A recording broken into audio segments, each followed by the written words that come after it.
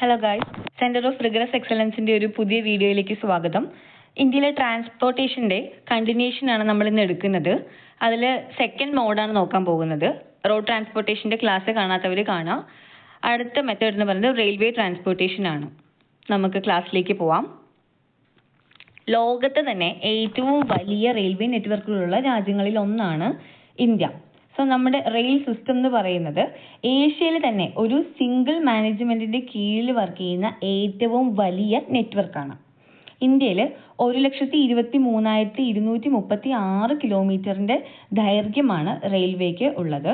ഇതിൽ 13,452 പാസഞ്ചർ ട്രെയിനുകളും 9,141 ഫ്രൈറ്റ് ട്രെയിൻസും ചരക്ക് തീവണ്ടികളും ഡെയിലി ഓടിക്കൊണ്ടിരിക്കുന്ന ഒരു രാജ്യമാണ് നമ്മുടേത്. അതോടൊപ്പം തന്നെ ഇന്ത്യയിലെ ഏറ്റവും വലിയ പബ്ലിക് സെക്ടർ അണ്ടർടേക്കിംഗിൽ കീഴിൽ വരുന്ന ഒരു സ്ഥാപനമാണ് റെയിൽവേ. കുറച്ച് വർഷങ്ങൾക്ക് മുന്നേ വരെ ഇന്ത്യയിലെ ഏറ്റവും വലിയ പൊതുമേഖലാ സ്ഥാപനമായിരുന്നു ഇന്ത്യൻ റെയിൽവേസ്. 10 ലക്ഷത്തിലധികം എംപ്ലോയീസ് ആണ് ഇന്ത്യൻ റെയിൽവേയുടെ കീഴിൽ വർക്ക് ചെയ്യുന്നത്. എന്നാൽ ഇപ്പോൾ ഇന്ത്യയിലെ റെയിൽവേസിന് സെക്കൻഡ് പൊസിഷനാണ്. ഒന്നാം സ്ഥാനത്തുള്ളത് ഇന്ത്യൻ ആർമിയാണ്. അതുകൂടെ നോക്കി വയ്ക്കുക, ഒരുപാട് ആൾക്കാർക്ക് എംപ്ലോയ്മെന്റ് കൊടുക്കുന്ന ഒരു മേഖലയാണ് റെയിൽവേസ് എന്ന് പറയുന്നത്. ഇന്ത്യൻ റെയിൽവേയുടെ മാപ്പാണിത്. ഹൈലി കണക്ടിവിറ്റി ഉള്ള ഒരു മോഡ് ഓഫ് ട്രാൻസ്പോർട്ടേഷൻ ആണ് ഇന്ത്യയിൽ റെയിൽവേ എന്ന് പറയുന്നത്. ഈ മാപ്പ് കാണുമ്പോൾ തന്നെ അത് മനസ്സിലാകും. പരസ്പരം ഇന്റർ കണക്റ്റഡ് ആയിട്ടുള്ള ഒരുപാട് റൂട്ട്സ് ഇന്ത്യയിലുണ്ട്. ഇന്ത്യയിലെ റെയിൽവേ ഡെവലപ്മെന്റിനെ എഫക്ട് ചെയ്യുന്ന ഫാക്ടേഴ്സിനെ കുറിച്ചാണ് നമ്മൾ ചെക്ക് ചെയ്യാൻ പോകുന്നത്. ആദ്യത്തെ എന്ന് പറയുന്നത് ജോഗ്രഫിക്കൽ ആയിട്ടുള്ള ഫാക്ടേഴ്സ് ആണ്. ഭൂമിശാസ്ത്രപരമായ എന്തൊക്കെ ഘടകങ്ങളാണ് റെയിൽവേ ഡെവലപ്മെന്റിനെ ബാധിക്കുന്നതെന്ന് നോക്കാം. First one is northern planes. ഈ റീജിയന്റെ പ്രത്യേകത എന്ന് പറയുന്നത് ഫ്ലാറ്റ് ലാൻഡ് ആണ് ആൻഡ് പോപ്പുലേഷൻ അവിടെ വളരെ കൂടുതലാണ്. അഗ്രികൾച്ചറിന് ഒരുപാട് ഫെർട്ടൈൽ ആയിട്ടുള്ള പ്രദേശമാണ്. അതുകൊണ്ട് തന്നെ ഇവിടെ റെയിൽവേ നെറ്റ്വർക്കും ഒരുപാട് കൂടുതലായിരിക്കും. അടുത്ത റീജിയൻ നോക്കുകയാണെങ്കിൽ അത് പെനിൻസുലാർ പ്ലേറ്റു ആണ്, ഇന്ത്യയുടെ ഉപദ്വീപീയ പീഠഭൂമി. ഇവിടുത്തെ ടെറൈൻ എന്ന് പറയുന്നത് അൺഈവൻ ആണ്. ചില സ്ഥലങ്ങൾ ഉയർച്ചയുണ്ടാകും, ചില സ്ഥലങ്ങൾ താഴ്ചയുണ്ടാകും, കുന്നും പ്രദേശങ്ങളായിരിക്കും. സോ ഈ ഒരു മേഖലയിൽ റെയിൽവേ കൺസ്ട്രക്ഷൻ എന്ന് പറയുന്നത് കുറച്ച് ഡിഫിക്കൽട്ട് ആയിരിക്കും. Next region is Himalayan region.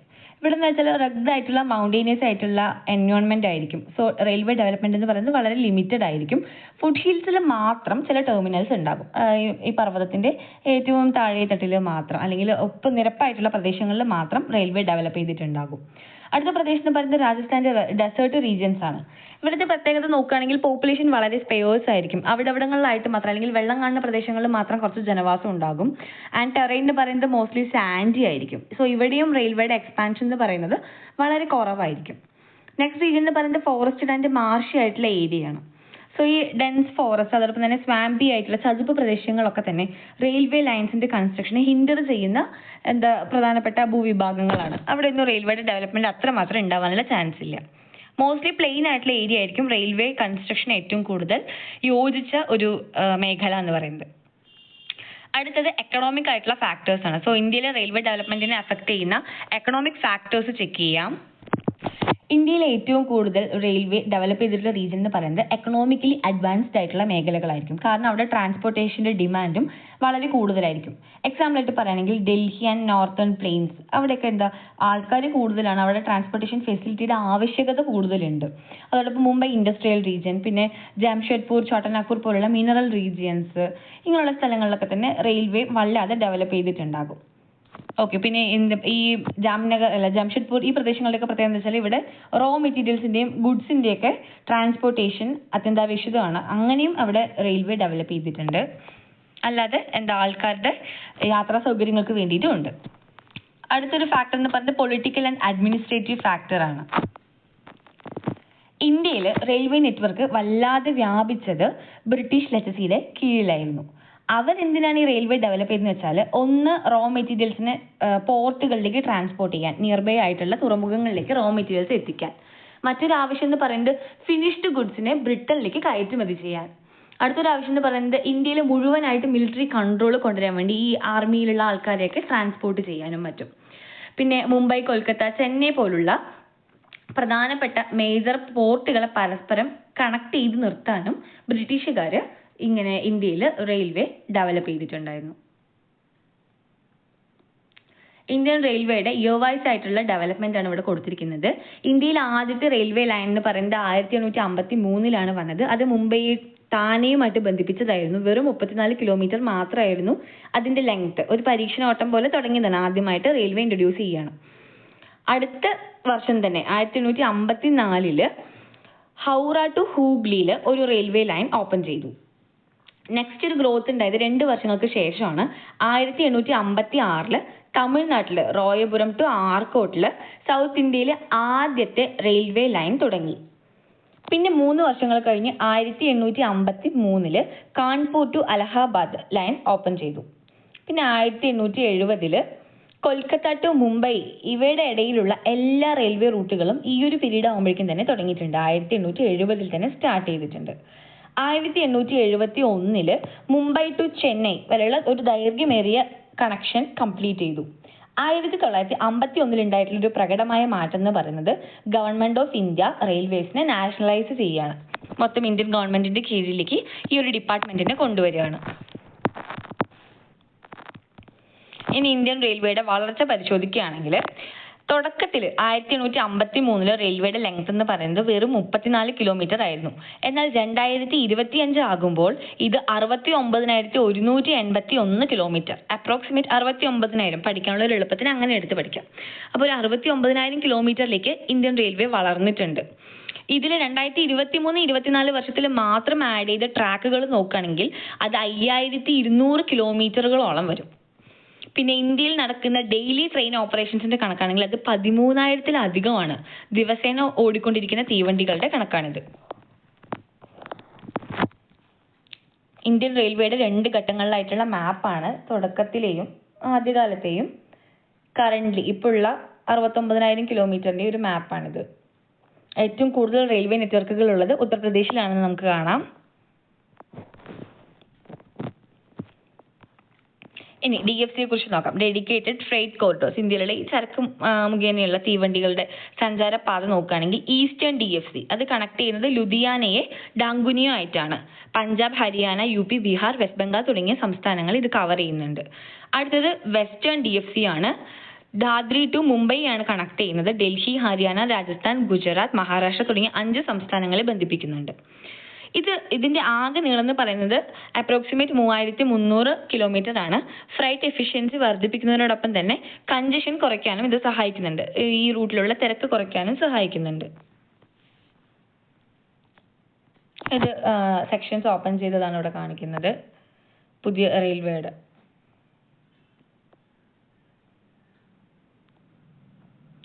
ഇന്ത്യയിലെ പ്രധാനപ്പെട്ട റെയിൽവേ റൂട്ട്സ് ഏതൊക്കെയാണെന്ന് നോക്കാം.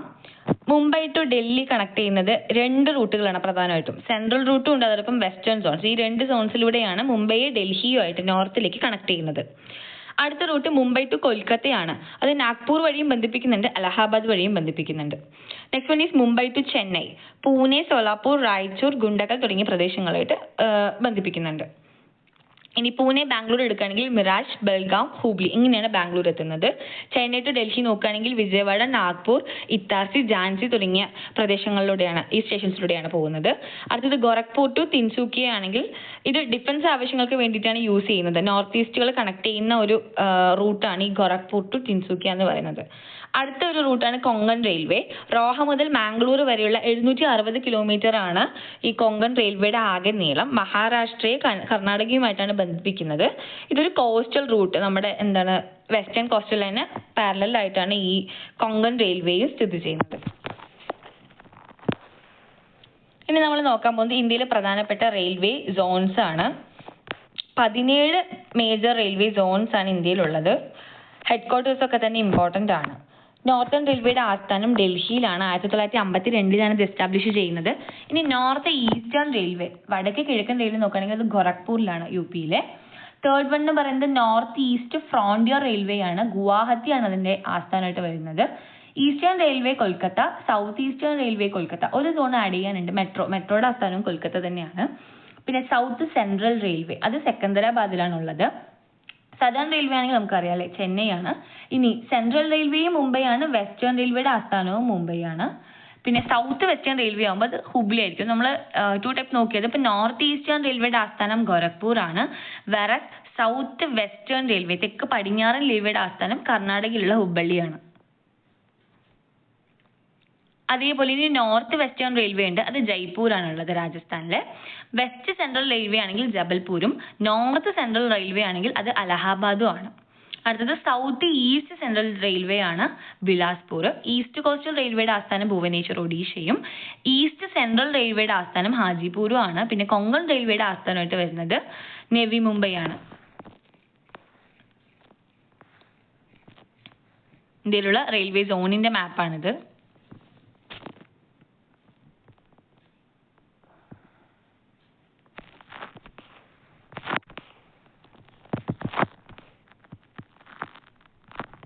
ഇനി നമുക്ക് ഇന്ത്യയിലെ പ്രധാനപ്പെട്ട മെട്രോ ലൈൻസ് ഏതൊക്കെയാണെന്ന് നോക്കാം.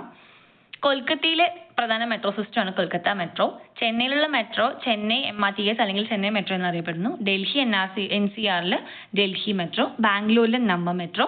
ഗുർഗാവോൺ റാപ്പിഡ് മെട്രോ, ഇന്ത്യയിലെ ആദ്യത്തെ റാപ്പിഡ് മെട്രോ ആണ് ഗുർഗാവോണിൽ സ്ഥാപിച്ചത്. പിന്നെ മുംബൈയിൽ മുംബൈ മെട്രോ, ജയ്പൂർ മെട്രോ, ഹൈദരാബാദിൽ ഹൈദരാബാദ് മെട്രോ. അടുത്തത് കേരളത്തിൽ നിലവിൽ പ്രവർത്തിക്കുന്നത് കൊച്ചി മെട്രോ ആണ്. ഇന്ത്യയിലെ എട്ടാമത് മെട്രോ പദ്ധതിയായിട്ടാണ് കൊച്ചി വരുന്നത്. ഇനി അടുത്ത മെട്രോ വർക്ക് ഇന്ത്യയിൽ ഒരുപാട് നടക്കുന്നുണ്ട്. കേരളത്തിൽ ട്രിവാൻഡ്രം വരാനുള്ള ചാൻസ് ഉണ്ട്.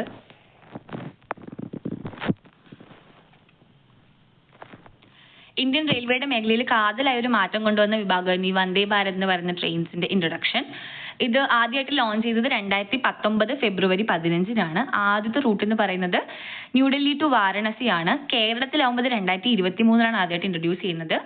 ഈ ട്രെയിനിന്റെ ടൈപ്പ് എന്ന് പറയുന്നത് സെമി ഹൈ സ്പീഡ് ആയിട്ടുള്ള സെൽഫ് പ്രൊപ്പൽഡ് ആയിട്ടുള്ള ട്രെയിൻസ് ആയിരിക്കും. ഇതിന്റെ മാക്സിമം സ്പീഡ് എന്ന് പറയുന്നത് 180 km/hഉം ഓപ്പറേറ്റിംഗ് സ്പീഡ് എന്ന് പറയുന്നത് 160 km/hഉം ആണ്. ഇതിന്റെ ഓപ്പറേഷൻ കറക്റ്റ് ആയിട്ട് തുടങ്ങുന്നത് എത്ര ട്രെയിൻസ് ഉണ്ടെന്ന് വെച്ചാൽ 164 ട്രെയിൻസ് ആണ് നിലവിൽ ഓടിക്കൊണ്ടിരിക്കുന്നത്. ആവറേജ് കവറേജ് നോക്കുകയാണെങ്കിൽ ഏകദേശം 274ഓളം ജില്ലകളെ ഇത് കവർ ചെയ്യുന്നുണ്ട്. പിന്നെ എത്ര പാസഞ്ചേഴ്സിന് ഉൾക്കൊള്ളാന്ന് നോക്കുകയാണെങ്കിൽ അത് 7.5 കോടിയിലധികം ജനങ്ങളെ ഈ മൊത്തം വന്ദേ ഭാരത് ട്രെയിൻസിന് കവർ ചെയ്യാൻ പറ്റും. നിർമ്മിച്ചിട്ടുള്ളത് ചെന്നൈ ആസ്ഥാനമായി പ്രവർത്തിക്കുന്ന ഇന്റഗ്രൽ കോച്ച് ഫാക്ടറി ആണ് ICF. 90% എബോവ് ആയിട്ട് വരുന്ന മെറ്റീരിയൽസ് ഇവിടെ ഇൻഡിജിനിയസ് ആയിട്ട് തന്നെ യൂസ് ചെയ്തിട്ടുള്ളതാണ്. ഈ ട്രെയിനിന്റെ ആദ്യകാല നാമം എന്നത് ട്രെയിൻ 18 എന്നായിരുന്നു. അതുകൂടെ ഓർത്ത് നോക്കണേ. പ്രധാനപ്പെട്ട ഫീച്ചേഴ്സ് നോക്കുകയാണെങ്കിൽ ഓട്ടോമാറ്റിക് ഡോർസ്, GPS സിസ്റ്റം ഉണ്ട്, CCTV, വൈഫൈ, ബയോ ടോയ്ലറ്റുകളുടെ ഫെസിലിറ്റി ഒക്കെ അവൈലബിൾ ആണ്. സേഫ്റ്റി നോക്കുകയാണെങ്കിൽ കവച് പോലുള്ള കൊളിഷൻ അവോയ്ഡൻസ് സിസ്റ്റം, അതായത് ട്രെയിനുകളുടെ കൂട്ടിയിടി ഒഴിവാക്കാനുള്ള കവച് സിസ്റ്റം ഇതിൽ ഇൻട്രൊഡ്യൂസ് ചെയ്തിട്ടുണ്ട്. ഇനി ഫ്യൂച്ചർ പ്ലാൻസ് നോക്കുകയാണെങ്കിൽ 2026 ഇതിന്റെ സ്ലീപ്പർ വേർഷൻ ഇറക്കണമെന്നും അതോടൊപ്പം 2030 800 ട്രെയിൻസ് ആയിട്ട് വന്ദേ ഭാരതിന് ഉയർത്തണമെന്നും സ്വാതന്ത്ര്യത്തിന്റെ 100ാം വാർഷികമാകുന്ന 2047 4500 വന്ദേ ഭാരത് ട്രെയിനുകൾ ഇറക്കണമെന്നും പദ്ധതികളുണ്ട്. ഇന്ത്യയിലെ വന്ദേ ഭാരത് എക്സ്പ്രസ് ട്രെയിനിന്റെ റൂട്ടാണ് ഇവിടെ കൊടുത്തിരിക്കുന്നത്. കേരളത്തിലും അത് മെൻഷൻ ചെയ്തിരിക്കുന്നതായിട്ട് കാണാം. കേരളത്തിൽ തിരുവനന്തപുരം മുതൽ കാസർഗോഡ് വരെ റൂട്ട് വ്യാപിച്ചിട്ടുണ്ട്. 2 മെട്രോ ട്രെയിൻസ് ആണ് ഇപ്പോൾ 2 വന്ദേ ഭാരത് ട്രെയിൻസ് ആണ് കേരളത്തിലൂടെ ഇപ്പോൾ സർവീസ് നടത്തുന്നത്. ഇനി ഇന്ത്യൻ റെയിൽവേയുടെ പ്രൈവറ്റൈസേഷനെ കുറിച്ചാണ് പറയുന്നത്. ഇന്ത്യൻ റെയിൽവേയിൽ ഇനീഷ്യൽ സ്റ്റെപ്പ് എന്നോണം 151 പാസഞ്ചർ ട്രെയിൻസിനെ പ്രൈവറ്റ് ഫേംസിന് ഓപ്പറേറ്റ് ചെയ്യാനായിട്ട് കൊടുത്തിട്ടുണ്ടായിരുന്നു. സോ മൊത്തം സിസ്റ്റത്തെ കമ്പയർ ചെയ്യുമ്പോൾ ഇത് വളരെ ചെറിയൊരു പോർഷൻ ആണ്. എന്നാൽ പോലും പാസഞ്ചർ ട്രെയിനിന്റെ ഓപ്പറേഷനിൽ ഈ ഒരു മൂവ്മെന്റ് കൊണ്ടുവന്നത് ഒരു നല്ല തുടക്കമായിട്ടാണ് എല്ലാവരും കണ്ടത്. ഇന്ത്യയിൽ ഒരുപാട് കാലങ്ങളായിട്ട് പ്ലാനിംഗ് കമ്മീഷൻ ഈ ഫീൽഡിൽ റെയിൽവേയിൽ പ്രൈവറ്റൈസേഷൻ ആവശ്യപ്പെട്ടെങ്കിലും നീതി ആയോഗാണ് പിന്നീട് അത് വീണ്ടും ആ ഒരു ആവശ്യം എടുത്തുകൊണ്ടുവന്നത്. റെയിൽവേ സെക്ടറിൽ ഇൻവെസ്റ്റ്മെന്റും എഫിഷ്യൻസിയും വർദ്ധിപ്പിക്കാൻ വേണ്ടിയിട്ടായിരുന്നു ഈ പ്രൈവറ്റൈസേഷന്റെ ഒരു കടന്നുവരവ് ഈ മേഖലയിലേക്ക് വേണമെന്ന് ഈ 2 ബോഡീസും ആവശ്യപ്പെട്ടിട്ടുള്ളത്. എന്നാൽ കറക്റ്റായിട്ട് ഈ റോളിംഗ് സ്റ്റോക്കിൽ ലൈക്ക് വാഗൺ, കോച്ചസ്, പിന്നെ റെയിൽവേ സിസ്റ്റത്തിന്റെ മൊബിലൈസേഷൻ റിസോഴ്സിലൊക്കെ റീസ്ട്രക്ചർ ചെയ്യാൻ വേണ്ടിയിട്ട് പ്രൈവറ്റൈസേഷൻ വേണമെന്ന് ആവശ്യപ്പെട്ട വ്യക്തിയാണ് ബിബേക് ദെബ്രോയ്. പഠിച്ചു വെക്കേണ്ട ആൾ തന്നെയാണ്. ഇന്ത്യയിൽ റെയിൽവേയുടെ പ്രൈവറ്റൈസേഷന് മുൻകൈ എടുത്ത വ്യക്തി ആരാണെന്ന് വെച്ചാൽ അത് ബിബേക് ദെബ്രോയ് ആണ്. ഇന്ത്യയിലുള്ള ഈ റെയിൽവേ പ്രൈവറ്റൈസേഷന്റെ പ്രധാനപ്പെട്ട ഒബ്ജക്റ്റീവ്സ് എന്തൊക്കെയാണെന്ന് നോക്കാം. മോഡേൺ ടെക്നോളജി ഇൻട്രൊഡ്യൂസ് ചെയ്യാന്നുള്ളത് ഒരു പ്രധാന ഒബ്ജക്റ്റീവ് തന്നെയായിരുന്നു. അതായത് ഈ ആധുനിക രീതിയിലുള്ള റോളിംഗ് സ്റ്റോക്ക് അത് നമുക്ക് മെയിൻ്റെനൻസ് കോസ്റ്റ് കുറച്ച് കൊണ്ടുവരാനായിട്ട് സാധിക്കും. അടുത്തൊരു ഒബ്ജക്റ്റീവ് എന്ന് പറയുന്നത് ട്രാൻസിറ്റ് ടൈം കുറയ്ക്കുക എന്നുള്ളതായിരുന്നു. ഇപ്പോൾ ഓപ്പറേഷൻ എഫിഷ്യൻസി ഒക്കെ വർദ്ധിപ്പിച്ചു കഴിഞ്ഞാൽ ഈ കുറച്ചുകൂടെ വേഗത്തിൽ ഓടുന്ന തീവണ്ടികൾ transit time കുറച്ചെടുക്കാൻ, like Vande Bharat ഒക്കെ തന്നെ കുറച്ചുകൂടെ എളുപ്പത്തിലുള്ള ഒരു ട്രാൻസ്പോർട്ടേഷൻ, കുറച്ചുകൂടെ വേഗതയിൽ ഗതാഗതം സുഗമമാക്കി തരുന്നുണ്ട്. അടുത്തത് ജോബ് ക്രിയേഷൻ ആണ്. ഈ പ്രൈവറ്റ് ഇൻവെസ്റ്റ്മെന്റും പുതിയ പ്രൊജക്റ്റുകളും വരുന്നതോടുകൂടി പുതിയ തൊഴിലവസരങ്ങൾ ഉണ്ടാക്കുമെന്ന് വിശ്വസിച്ചിരുന്നു. നെക്സ്റ്റ് ഒരു ഒബ്ജക്റ്റീവ് എന്ന് പറയുന്നത് ഇംപ്രൂവ് സേഫ്റ്റി ആണ്. സോ പുതിയതായിട്ടുള്ള ഈ സേഫ്റ്റി ടെക്നോളജീസ് ഒക്കെ യൂസ് ചെയ്യുന്നത് ബെറ്റർ മെയിൻ്റനൻസിനൊക്കെ ഹെൽപ്പ് ചെയ്യുന്ന അങ്ങനെ ഒരു ചിന്താഗതിയുണ്ട്. Next objective world class travel experience ആണ്. അതായത് ആൾക്കാർക്ക് പുതിയ ഫെസിലിറ്റീസും നല്ല സർവീസ് ക്വാളിറ്റി ഒക്കെ പ്രൊവൈഡ് ചെയ്യാൻ സാധിക്കുമെന്നുള്ളൊരു ഉറപ്പ്. അടുത്ത ഒബ്ജക്റ്റീവ് ആയിട്ട് വരുന്നത് ഡിമാൻഡ് സപ്ലൈ ഗ്യാപ്പ് കുറച്ചെടുക്കുക എന്നുള്ളതാണ്. അപ്പോൾ ഈ ട്രെയിൻസിന്റെ നമ്പറൊക്കെ ഇൻക്രീസ് ചെയ്യുന്ന സമയത്ത് പാസഞ്ചർ ഡിമാൻഡും അതിനെ മീറ്റ് ചെയ്യാൻ നമുക്ക് സാധിക്കും എന്ന് വിശ്വസിക്കുന്നുണ്ട്. ഇതൊക്കെ പ്രൈവറ്റൈസേഷന്റെ ഒബ്ജക്റ്റീവ്സിൽ വരുന്നതാണ്. റെയിൽവേയിലുള്ള ടെക്നോളജിക്കൽ ആയിട്ടുള്ള ഇന്നോവേഷൻസ്, പുതിയ മാറ്റങ്ങൾ എന്തൊക്കെയാണെന്ന് നോക്കാം. ആദ്യത്തേത് ACD ആണ്, anti collision device like Kavach. So ഇത് ട്രെയിനുകളുടെ പരസ്പരമുള്ള കൂട്ടിയിടി ഒഴിവാക്കാനായിട്ടുള്ള ഒരു സിസ്റ്റം ആണ്. അടുത്തെന്ന് പറയുന്നത് സ്കൈ ബസ് മെട്രോ ആണ്. അതായത് എക്കോ ഫ്രണ്ട്ലി ആയിട്ടുള്ള ഒരു മാസ് ട്രാൻസിറ്റ് സിസ്റ്റം ആണ് ഈ സ്കൈ ബസ് മെട്രോ. ഇത് ഡെവലപ്പ് ചെയ്തിട്ടുള്ളത് കൊങ്കൺ റെയിൽവേ ആണ്. അടുത്തൊരു ടെക്നോളജി എന്ന് പറയുന്നത് സെൽഫ് സ്റ്റെബിലൈസിങ് ട്രാക്കുകളാണ്. SST എന്ന് പറയുന്ന സെൽഫ് സ്റ്റെബിലൈസ് ചെയ്യാൻ കപ്പാബിലിറ്റി ഉള്ള ട്രാക്കുകളാണ്. റെയിൽവേ ട്രാക്കിന്റെ സേഫ്റ്റിയും സ്പീഡും ഇംപ്രൂവ് ചെയ്യാനുള്ള ഒരു ടെക്നോളജിയാണിത്. Next technology high horse power electric locomotive. So 3 ഫേസിലുള്ള ഇലക്ട്രിക് ലോക്കോമോട്ടീവ്സ്, ഇത് ചിത്തരഞ്ജൻ ലോക്കോമോട്ടീവ് വർക്ക്സ് ആണ് നമുക്ക് ഇൻഡിജിനസ് ആയിട്ട് തന്നെ നിർമ്മിച്ച് തന്നിട്ടുള്ളത്. ഇതെന്താ കുറച്ചുകൂടെ പവറിൽ പ്രവർത്തിക്കാൻ പറ്റുന്ന ഒരു ഇലക്ട്രിക് ലോക്കോമോട്ടീവ് ആണ്. ഇന്നിപ്പോൾ കൽക്കരി തീവണ്ടികളൊന്നും അങ്ങനെ ഇല്ല, എല്ലാം എന്താ ഇലക്ട്രിക്കലി വർക്ക് ചെയ്യുന്ന ട്രെയിൻസ് ആണ്. അടുത്തൊരു ടെക്നോളജി എന്ന് പറയുന്നത് 4000 ഹോഴ്സ് പവർ വർക്ക് ചെയ്യുന്ന ഡീസൽ ലോക്കോമോട്ടീവ് ആണ്. ഇത് വാരണാസിയിലുള്ള ഡീസൽ ലോക്കോമോട്ടീവ് വർക്ക്സ് ആണ് ഡെവലപ്പ് ചെയ്തിട്ടുള്ളത്.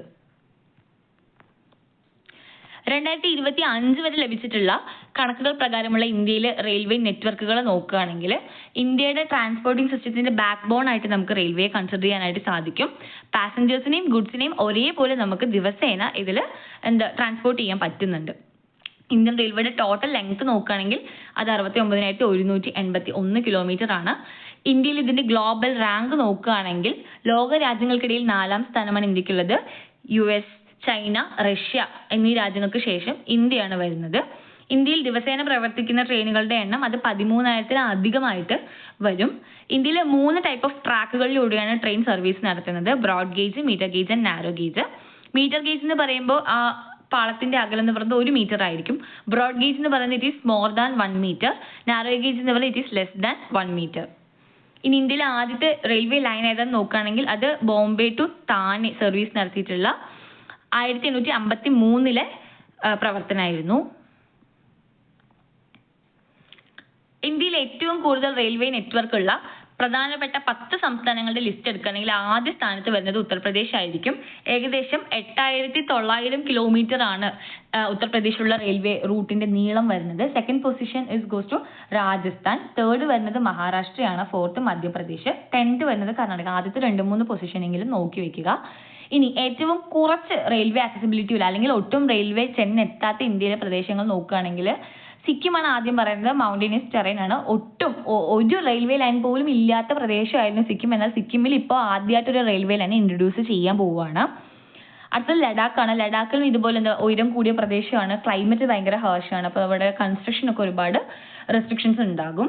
ഇനി ആൻഡമാൻ ആൻഡ് നിക്കോബാർ, ലക്ഷദ്വീപ് രണ്ടും തന്നെ ഐലൻഡ് ജോഗ്രഫി ഉള്ള പ്രദേശങ്ങളാണ്. അവിടെ നമുക്ക് റെയിൽവേ കണക്ടിവിറ്റി കൊണ്ടുചെന്ന് എത്തിക്കാൻ കഴിയില്ല. പിന്നെ ചണ്ഡീഗഡ്, അതുപോലെ പുതുച്ചേരി, ദാദ്ര നഗർ ഹവേലി, ഡാമൻ ഡ്യൂ ഒക്കെ നോക്കുകയാണെങ്കിൽ ലിമിറ്റഡ് ഏരിയ വളരെ കുറവാണ്. ഈ ചെറിയൊരു പ്രദേശത്തേക്ക് നമുക്ക് ഈ റെയിൽവേ കൊണ്ടുവന്ന് പറയുന്നത് ചിലവ് ഒരുപാട് കൂടാനുള്ള സാധ്യതയുണ്ട്.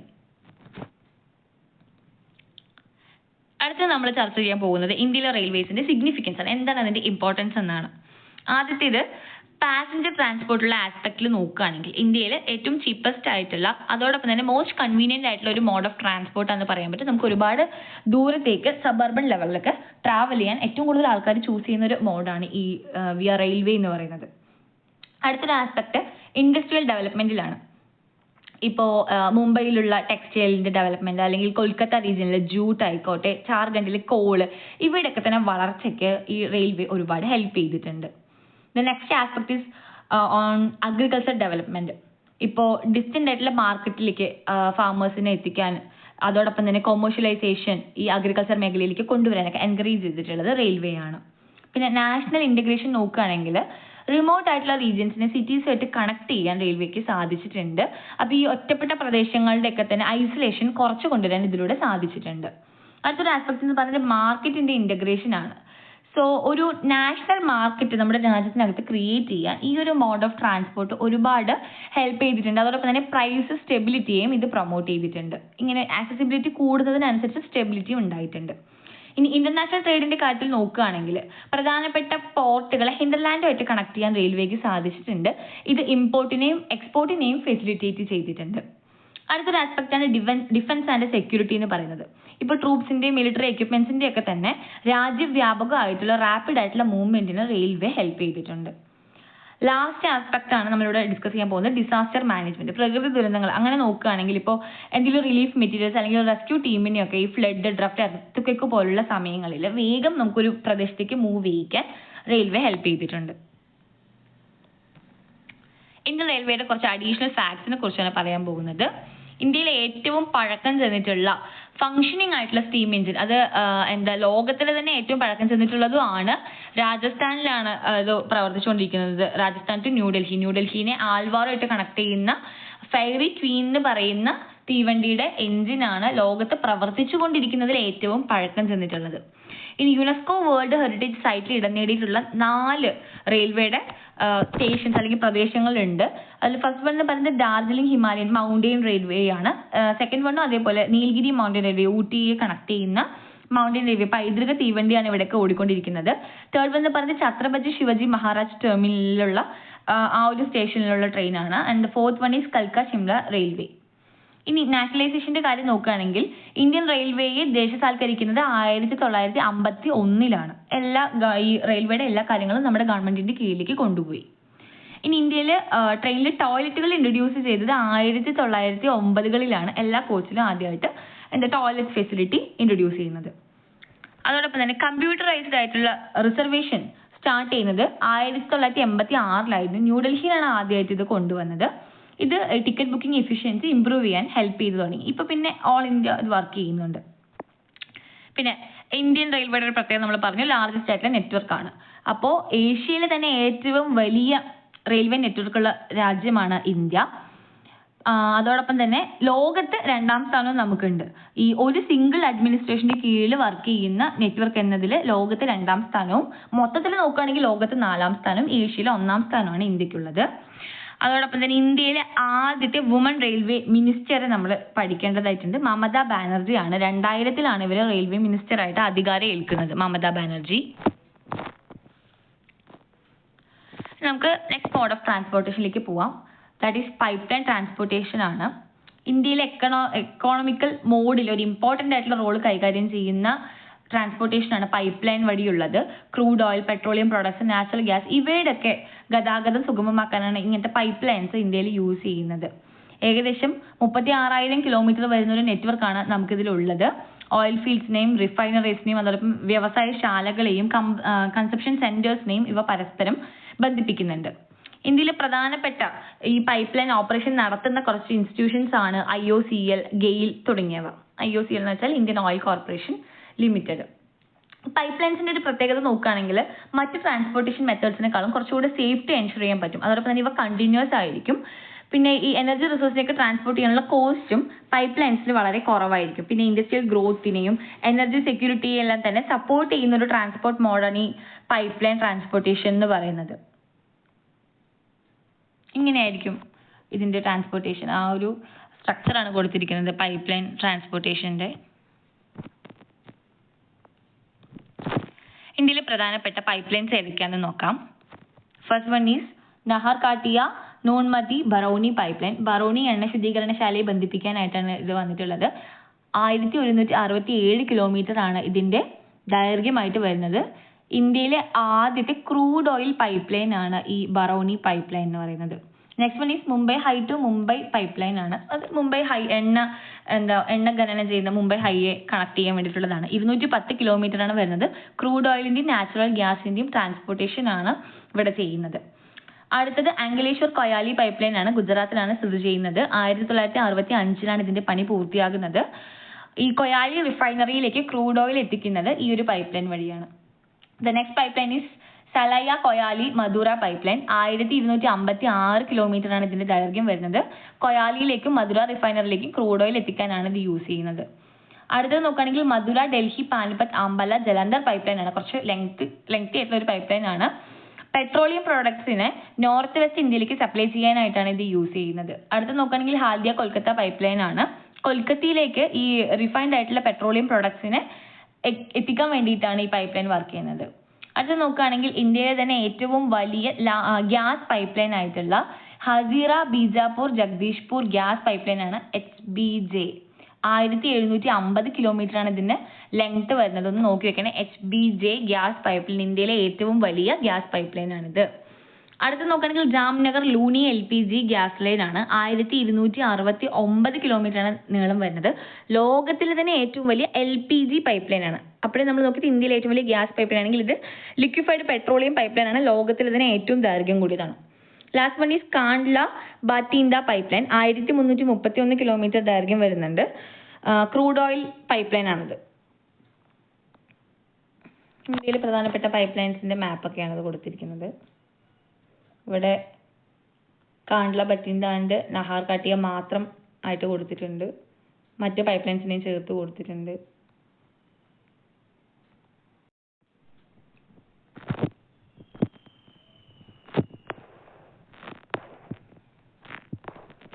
ഇന്ത്യയിലെ പ്രധാനപ്പെട്ട റിഫൈനറീസിന്റെ മാപ്പാണിത്. ബറ്റിൻഡ, പാനിപ്പട്ട്, മധുര, കൊയാല, ജാംനഗർ, കൊച്ചി, മാംഗ്ലൂർ, മണാലി, നാഗപട്ടണം, വിശാഖപട്ടണം, പാരദീപ് തുടങ്ങിയ സ്ഥലങ്ങളിലെല്ലാം തന്നെ എണ്ണ ശുദ്ധീകരണശാലകൾ സ്ഥിതി ചെയ്യുന്നുണ്ട്.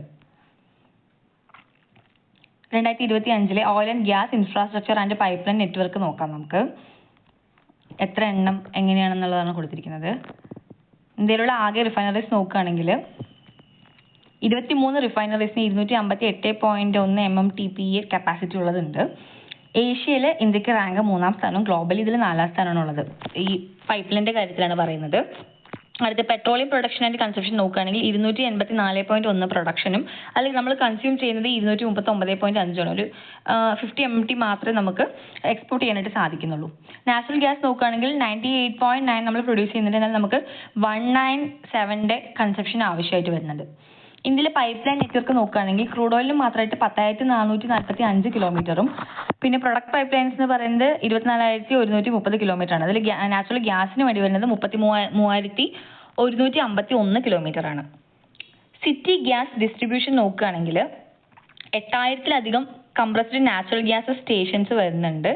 ഇതിൽ 1.5 കോടി ഏകദേശം അത്രയും അളവിൽ PNG ആയിട്ടുള്ള ഡൊമസ്റ്റിക് കണക്ഷൻസും കൊടുക്കുന്നുണ്ട്. എനർജി ഇൻഫ്രാസ്ട്രക്ചർ നോക്കുകയാണെങ്കിൽ 8 LNG ടെർമിനൽസ് ഉണ്ട്. അതോടൊപ്പം 314 ഡിപ്പോട്ട്സും 302 ഏവിയേഷൻ ഫ്യൂവൽ സ്റ്റേഷൻസും ഇന്ത്യയിൽ പ്രവർത്തിച്ചു വരുന്നുണ്ട്. ഫ്യൂവൽ റീറ്റെയിൽ നെറ്റ്വർക്ക് നോക്കുകയാണെങ്കിൽ 96,724 fuel outlets, large rural coverage ഉൾപ്പെടെയുള്ള ഔട്ട്ലെറ്റുകളുടെ എണ്ണമാണ് ഈ കൊടുത്തിരിക്കുന്നത്. കൃത്യമായിട്ടുള്ള കണക്കാണ്. ഇനി LPGയുടെ ഡിസ്ട്രിബ്യൂഷൻ നോക്കുകയാണെങ്കിൽ 33 കോടി LPG കണക്ഷൻസ് ഉണ്ട്. PM ഉജ്ജ്വല യോജന വഴിയുള്ള 10 കോടിയിലധികം കണക്ഷൻസ് ചേർത്തിട്ടാണ് ഈ പറയുന്നത്. ഇനി ഇന്ത്യയിലുള്ള ഈ എനർജിയുടെ ഡെയിലി കൺസംഷൻ നോക്കുകയാണെങ്കിൽ 30 കോടിയിലധികം ലിറ്റർ ഡീസലാണ് ഒരു ദിവസം ഇന്ത്യയിൽ ചെലവാകുന്നത്. പെട്രോൾ ആണ് അത് 15 കോടിയിലധികം ലിറ്റർ പെട്രോൾ ഒരു ദിവസം ഇന്ത്യയിൽ യൂസ് ചെയ്യുന്നുണ്ട്. LPG ആണെങ്കിൽ 53 ലക്ഷം സിലിണ്ടേഴ്സ് ആണ് ഒരു ദിവസം ഉപയോഗിക്കുന്നത്. ഇനി പൈപ്പ് ലൈൻസിന്റെ ഇമ്പോർട്ടൻസ് നോക്കുകയാണെങ്കിൽ നമ്മൾ അപ്പോഴേ ഇത് പറഞ്ഞതാണ്. സേഫ്റ്റി കൂടുതലാണ്, എക്കണോമിക്കൽ ആണ്, അതോടൊപ്പം തന്നെ ട്രാൻസ്പോർട്ടിങ് ഈ ഓയിൽ ഗ്യാസിന്റെയൊക്കെ എഫിഷ്യൻസി വർദ്ധിപ്പിക്കുന്നുണ്ട്. രാജ്യത്തുടനീളമുള്ള ഇവിടെ ട്രാൻസ്പോർട്ടേഷന്റെ എഫിഷ്യൻസി വർദ്ധിപ്പിക്കാനും പൈപ്പ് ലൈൻ ട്രാൻസ്പോർട്ടേഷൻ വഴി സാധിക്കുന്നുണ്ട്. ഇത് പൈപ്പ് ലൈനിന്റെ തന്നെ മാപ്പ് തന്നെയാണ്. നമുക്ക് ഈ ഒരു മോഡ് ഓഫ് ട്രാൻസ്പോർട്ടേഷന്റെ പ്രധാനപ്പെട്ട അഡ്വാൻറ്റേജസ് ആൻഡ് ഡിസഡ്വാൻറ്റേജസ് നോക്കാം. അഡ്വാൻറ്റേജസ് പറയുകയാണെങ്കിൽ എനർജി കൺസംഷൻ എന്ന് പറയുന്നത് വളരെ കുറവായിരിക്കും മറ്റ് ട്രാൻസ്പോർട്ടിംഗ് മോഡ്സിനെ വെച്ച് കമ്പയർ ചെയ്യുമ്പോൾ. അതോടൊപ്പം തന്നെ ഈ ട്രാൻസ്മിറ്റ് ലോസ് എന്ന് പറയുന്നത് ഈ ചരക്ക് നീക്കം നടക്കുന്ന സമയത്തുള്ള നഷ്ടം എന്ന് പറയുന്നത് കുറവായിരിക്കും. റണ്ണിങ് കോസ്റ്റും വളരെ കുറവായിരിക്കും. അതോടൊപ്പം തന്നെ മെറ്റീരിയലിന്റെ വേസ്റ്റേജ് ഇവിടെ കുറച്ചേ ആവുന്നുള്ളൂ. വേസ്റ്റേജ് വളരെ കുറവാണ്. പിന്നെ ഡിഫിക്കൽട്ട് ആയിട്ടുള്ള ടെറൈനിലൂടെയും അണ്ടർ വാട്ടറിലൂടെയും നമുക്ക് ഇങ്ങനെ പൈപ്പ് ലൈൻ വഴി സാധനങ്ങളെ കടത്താൻ സാധിക്കും. ക്ലൈമറ്റ്, ഫ്ലഡ്, സ്നോഫോൾ ഇങ്ങനെയുള്ള സംഭവങ്ങളൊന്നും തന്നെ ഈ പൈപ്പ് ലൈൻ ട്രാൻസ്പോർട്ടേഷനെ അഫക്ട് ചെയ്യുന്നേ ഇല്ല. ഇത് കുറച്ചുകൂടെ സേഫ് ആണ്. അതോടൊപ്പം തന്നെ ആക്സിഡന്റ് ഫ്രീ ആണ്. എൻവയോൺമെന്റലി ഫ്രണ്ട്ലി ആയിട്ടുള്ള മെത്തേഡ്. കാരണം ലീക്കേജ് സംഭവങ്ങളൊന്നും തന്നെ ഇതിൽ ഉണ്ടാവുന്നില്ല. അതോടൊപ്പം ഇൻഡസ്ട്രിയൽ ഡെവലപ്മെന്റ് പ്രൊമോട്ട് ചെയ്യാൻ ഈ പൈപ്പ് ലൈൻസിന് സാധിക്കുന്നുണ്ട്. ഇനി ഇതിന്റെ തന്നെ ഡിസ്അഡ്വാൻറ്റേജസ് നോക്കുകയാണെങ്കിൽ എർത്ത് പോലുള്ള സംഭവങ്ങൾ ഉണ്ടാവുന്ന സമയത്ത് മാത്രം ബ്രേക്കേജ് ഉണ്ടാവാൻ ചാൻസ് ഉണ്ട്, അതുവഴി ലീക്കേജും ഉണ്ടാവാറുണ്ട്. ലീക്കേജ് ഉണ്ടായി കഴിഞ്ഞാൽ അത് എക്കണോമിക്കലി ഫ്രണ്ട്ലി ആണെന്നാൽ ലീക്കേജ് വന്നു കഴിഞ്ഞാൽ അത് നേച്ചറിനെ നന്നായിട്ട് എഫക്ട് ചെയ്യാനുള്ള ചാൻസ് ഉണ്ട്. പിന്നെ ഇനീഷ്യൽ കൺസ്ട്രക്ഷന്റെ കോസ്റ്റ് എന്ന് പറയുന്നത് കൂടുതലായിരിക്കും, പിന്നീട് ഇത് മെയിൻറ്റെയിൻ ചെയ്യാനും വർക്ക് ചെയ്യാനുള്ള കോസ്റ്റ് കുറവാണെങ്കിലും തുടക്കത്തിൽ ഇത് നിർമ്മിക്കാനുള്ള ചിലവ് കുറച്ച് കൂടുതൽ തന്നെയാണ്. പിന്നെ റിപ്പയർ വർക്ക് എന്ന് പറയുന്നത് മൊത്തം പൈപ്പ് ലൈനെ എഫക്ട് ചെയ്യുന്നത് കൊണ്ട് റിപ്പയർ വർക്ക് കുറച്ച് കഷ്ടമുള്ളതായിരിക്കും. പിന്നെ ഒരിക്കലും അതിന്റെ ഇനീഷ്യൽ കപ്പാസിറ്റിനേക്കാൾ കൂടുതൽ കപ്പാസിറ്റി നമുക്ക് കൂടുതൽ കൊടുക്കാനായിട്ട് സാധിക്കില്ല.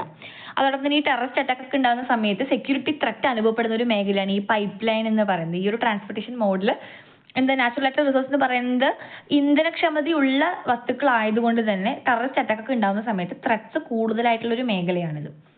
പിന്നെ ഈ ക്രോസ് ബോർഡർ പൈപ്പ് ലൈനുകളൊക്കെ വരുന്ന സമയത്ത് ജിയോ പൊളിറ്റിക്കൽ ആയിട്ടുള്ള കുറേ ഇഷ്യൂസ് അത് മറികടക്കാനായിട്ടുണ്ട്. ഇതൊക്കെയാണ് ഡിസ്അഡ്വാൻറ്റേജസിൽ വരുന്നത്. നമ്മൾ അടുത്തൊരു മോഡിലേക്ക് പോവാണ്. ഇന്ത്യയിലുള്ള ജലഗതാഗതം നോക്കാൻ പോകുന്നത് വാട്ടർവേ ട്രാൻസ്പോർട്ടേഷൻ ഇൻ ഇന്ത്യ. നമ്മുടെ രാജ്യത്തിന്റെ എക്കണോമിയിൽ അതോടൊപ്പം തന്നെ ഈ ഫോറിൻ ട്രേഡിലൊക്കെ തന്നെ ഒരു പ്രധാനപ്പെട്ട റോള് വാട്ടർവേ ട്രാൻസ്പോർട്ടേഷന് ഉണ്ട്. ഇന്ത്യയിൽ വാട്ടർവേ ട്രാൻസ്പോർട്ടേഷൻ എന്ന് പറയുന്നത് റിവേഴ്സിലൂടെയും കനാൽസിലൂടെയും ബാക്ക് വാട്ടേഴ്സിലൂടെയും ക്രീക്സ് ആൻഡ് കോസ്റ്റൽ ലൈനിലൂടെ ഒക്കെ തന്നെ നമുക്ക് പോസിബിൾ ആയിട്ടുണ്ട്. അത്രയും അവൈലബിലിറ്റിയും നമുക്ക് ഇവിടെ ഉണ്ട്.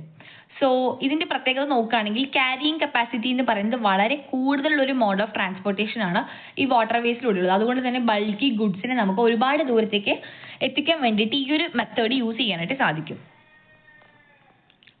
വാട്ടർ ട്രാൻസ്പോർട്ടിനെ പ്രധാനമായിട്ട് രണ്ടായിട്ട് ഡിവൈഡ് ചെയ്യുന്നുണ്ട്. First one is inland transport and other one is ocean transport. So ഉൾനാടൻ ജലഗതാഗതം എന്നും സമുദ്രമാർഗേനയുള്ള ജലഗതാഗതം എന്നും നമുക്ക് ഇതിനെ ഡിവൈഡ് ചെയ്യാനായിട്ട് സാധിക്കും. ഇൻലാൻഡ് ട്രാൻസ്പോർട്ടേഷനിൽ വരുന്നത് റിവർ വഴിയുള്ളത്, പിന്നെ കനാൽസിലൂടെയുള്ളത്, അതോടൊപ്പം ലേക്സിലൂടെയൊക്കെ ഉള്ളതാണ്. ബോട്ട്സ് അതോടൊപ്പം തന്നെ സ്റ്റീമേഴ്സ് ഒക്കെ ഉപയോഗിച്ചിട്ടാണ് ഇവിടെ ട്രാൻസ്പോർട്ടേഷൻ സാധ്യമാകുന്നത്. വേറെ ഓഷ്യനിലൂടെയുള്ളത് ഫർദർ രണ്ടായിട്ട് ഡിവൈഡ് ചെയ്യുന്നുണ്ട്, കോസ്റ്റൽ ഷിപ്പിങ്ങും ഓവർസീസ് ഷിപ്പിങ്ങും. ഇപ്പൊ കോസ്റ്റൽ ഷിപ്പിംഗ് എന്ന് പറഞ്ഞാൽ ഒരു തീരത്ത് നിന്ന് മറ്റൊരു തീരത്തേക്ക് മാത്രമുള്ളതാണ്. നമ്മുടെ ഇവിടെ തന്നെ അഭ്യന്തരത്തിലുള്ള ഒരു സഞ്ചാരമായിരിക്കും അവിടെ. ഇപ്പോൾ പാസഞ്ചേഴ്സിന് വേണ്ടിയിട്ട് അല്ലെങ്കിൽ കാർഗോയ്ക്ക് വേണ്ടിയിട്ടൊക്കെ ഉള്ളതാണ് ഈ കോസ്റ്റൽ ലൈൻ ഷിപ്പിംഗ് എന്ന് പറയുന്നത്. എന്നാൽ ഓവർസീസ് ഷിപ്പിംഗ് നോക്കുകയാണെങ്കിൽ അത് ചിലപ്പോൾ ഇന്ത്യയുടെ പുറത്തേക്കുള്ള ട്രാൻസ്പോർട്ട് ആയിരിക്കാം via liners, tramps and tankers. ലൈനേഴ്സിനെ വീണ്ടും രണ്ടായിട്ട് ഡിവൈഡ് ചെയ്യുന്നുണ്ട്, കാർഗോയ്ക്കുള്ളതും പിന്നെ പാസഞ്ചേഴ്സിനുള്ളതും. നമ്മൾ ആദ്യത്തെ ടൈപ്പാണ് പഠിക്കാൻ പോകുന്നത് ഇൻലാൻഡ് വാട്ടർവേസ്, ഉൾനാടൻ ജലപാതകളെ കുറിച്ചാണ് ഇവിടെ പറയുന്നത്. അപ്പൊ ഈ ഉൾനാടൻ പാതകൾ എന്ന് പറയുന്നത് ആദ്യകാലം മുതൽ അല്ലെങ്കിൽ പുരാതന കാലം മുതൽ തന്നെ ഒരു പ്രധാനപ്പെട്ട റോള് നമ്മുടെ ഈ ട്രേഡിലും മറ്റുമായിട്ട് കൈകാര്യം ചെയ്യുന്നുണ്ട്. നമുക്ക് നാവിഗബിൾ ആയിട്ടുള്ള വാട്ടേഴ്സും കനാൽസും ബാക്ക് വാട്ടേഴ്സ് ഒക്കെ തന്നെ ഒരുപാട് അവൈലബിൾ ആയതുകൊണ്ട് ഇന്ത്യയിൽ ഇൻലാൻഡ് വാട്ടർ ട്രാൻസ്പോർട്ടിനുള്ള പോസിബിലിറ്റിയും കൂടുതലാണ്. പിന്നെ ഒരു പ്രത്യേക വിഭാഗത്തെ കുറിച്ച് നമ്മൾ പറയുകയാണെങ്കിൽ ഏറ്റവും ചീപ്പസ്റ്റ് ആയിട്ടുള്ള മോഡ് ഓഫ് ട്രാൻസ്പോർട്ടേഷൻ ആണ് ഈ ജലഗതാഗതം എന്ന് പറയുന്നത്, ഉൾനാടൻ ഗതാഗതം എന്ന് പറയുന്നത്. സോ ഇന്ത്യയിലുള്ള ഈ ഉൾനാടൻ ജലഗതാഗതം എന്ന് പറയുന്നത് അതിന്റെ മൊത്തം ലെങ്ത് നോക്കുകയാണെങ്കിൽ 14 അല്ല കേട്ടോ, 14,000 ആണ്, 14.5 അല്ല, 14,500 കിലോമീറ്റർ വരും. ഇതിൽ മെക്കാനൈസ്ഡ് ആയിട്ടുള്ള വെസൽസ് യൂസ് ചെയ്യുന്നത് വെറും 5,700 കിലോമീറ്റേഴ്സിൽ മാത്രമാണ്. ബാക്കി എല്ലാം തന്നെ സാധാരണ ബോട്ടുകളും മറ്റുമാണ് ഉപയോഗിക്കുന്നത്. ഇതിൽ ഈ ഇൻലാൻഡ് വാട്ടർവേസിന്റെ ട്രാൻസ്പോർട്ടേഷൻ കൺട്രോൾ ചെയ്യാനുള്ള ഒരു ഹയസ്റ്റ് അതോറിറ്റിയാണ് inland waterways authority of India. 1986 ഈ ഒരു ബോഡിക്ക് രൂപം നൽകുന്നത്. സോ ഈ ഇൻലാൻഡ് വാട്ടർവേസിൽ ഷിപ്പിംഗ്, നാവിഗേഷൻ ഇതിന്റെ മേലുള്ള റെഗുലേഷനും ഡെവലപ്മെന്റ് എല്ലാം തന്നെ ചെയ്യുന്ന സ്ഥാപനമാണ് inland water authority of India എന്ന് പറയുന്നത്. ഇന്ത്യയിലുള്ള ഇൻലാൻഡ് വാട്ടർവേ ഡെവലപ്മെന്റിന്റെ പ്രധാനപ്പെട്ട ഒബ്ജക്റ്റീവ്സ് എന്തൊക്കെയാണെന്ന് നോക്കാം. ആദ്യത്തെ എന്ന് പറയുന്നത് ലോജിസ്റ്റിക് കോസ്റ്റ് കുറച്ചുകൊണ്ട് വരിക എന്നുള്ളതാണ്. നെക്സ്റ്റ് എന്ന് പറയുന്നത് എക്കോ ഫ്രണ്ട്ലി ആയിട്ടുള്ള ട്രാൻസ്പോർട്ടേഷൻ മോഡ് പ്രൊമോട്ട് ചെയ്യുക. The other one is decongest roads and railways, അതായത് ഈ റോഡ് മുഖേനയുള്ളത് റെയിൽവേ മുഖേനയുള്ളതുമായി തിരക്ക് കുറയ്ക്കാൻ ഇൻലാൻഡ് വാട്ടർവേസ് വഴി സാധിച്ചിട്ടുണ്ട്. അടുത്തത് improve multi model connectivity, MMT multi model ആയിട്ടുള്ള കണക്ടിവിറ്റി ഇംപ്രൂവ് ചെയ്യാൻ സാധിച്ചിട്ടുണ്ട്. And it increases cargo movement on waterways, അതായത് ജലത്തിലൂടെയുള്ള ചരക്കുകളുടെ നീക്കത്തെയും സുഗമമാക്കിയിട്ടുണ്ട്. ഇന്ത്യയിലെ പ്രധാനപ്പെട്ട ദേശീയ ജലപാതകളെയാണ് നമ്മൾ ഇനി പഠിക്കാൻ പോകുന്നത്, നാഷണൽ വാട്ടർവേസ് ഓഫ് ഇന്ത്യ. ഇതിൽ ഒന്നാമത്തെ ജലപാത എന്ന് പറയുന്നത് ഗംഗ ഭാഗീരഥി ഹൂഗ്ലി റിവർ സിസ്റ്റത്തിലാണ് വർക്ക് ചെയ്യുന്നത്. 1620 കിലോമീറ്റർ ആണ് ഇതിന്റെ ലെങ്ത് വരുന്നത്. ഇന്ത്യയിലെ ഏറ്റവും വലിയ ജലപാത കൂടെയാണ് ഈ NW1 എന്ന് പറയുന്നത്. ഉത്തർപ്രദേശ്, ബീഹാർ, ജാർഖണ്ഡ്, വെസ്റ്റ് ബംഗാൾ തുടങ്ങിയ 4 സംസ്ഥാനങ്ങളിലൂടെയാണ് ഇത് കടന്നു പോകുന്നത്.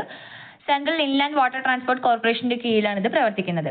ഇനി NW2 നോക്കുകയാണെങ്കിൽ സാദ്യ, ധൂബ്രി എന്നീ പ്രദേശങ്ങളെ ബന്ധിപ്പിച്ചുകൊണ്ട് ബ്രഹ്മപുത്ര നദിയിലാണ് ഇത് സ്ഥിതി ചെയ്യുന്നത്.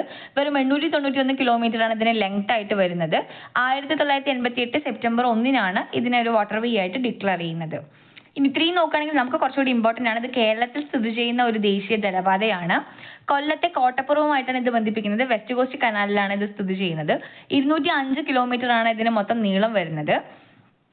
പിന്നെ ഇന്ത്യയിലെ തന്നെ ആദ്യത്തെ ഓൾ ടൈം നാവിഗേഷൻ ഫെസിലിറ്റിയോട് കൂടിയ കനാലാണ് ഈ NW3 എന്ന് പറയുന്നത്. ഇതിന് 3 ഭാഗങ്ങളാണുള്ളത്: west coast canal, Champakkara canal and Udyogamandal canal.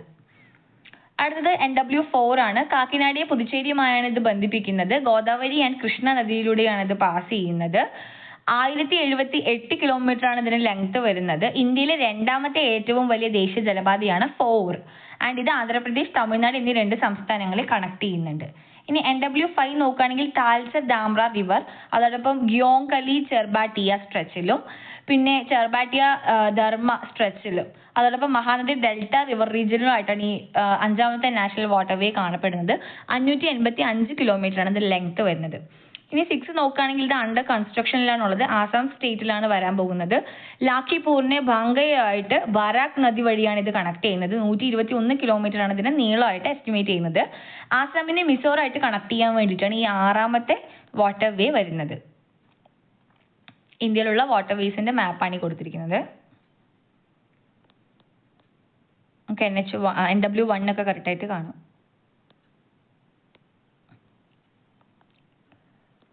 ഈ വാട്ടർവേസിന്റെ അഡ്വാൻറ്റേജസ് നോക്കാം.